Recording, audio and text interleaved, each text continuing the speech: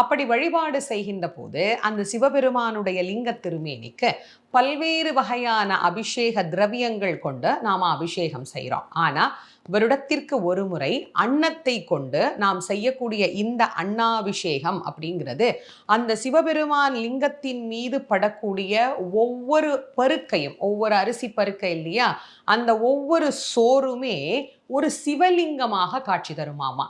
அப்படி உயர்ந்த நாள் தான் ஐப்பசி பௌர்ணமி. அதனால தான் பெரியவங்க என்ன சொன்னாங்க, இப்போ ஒரு சிவலிங்கத்துக்கு நீங்க பார்த்தீங்கன்னா, எத்தனாயிரம் சோறு, எத்தனை லட்சம் சோறு, எத்தனை கோடி சோறு கொட்டி அந்த அன்னாபிஷேகம் செய்யப்படுகிறது.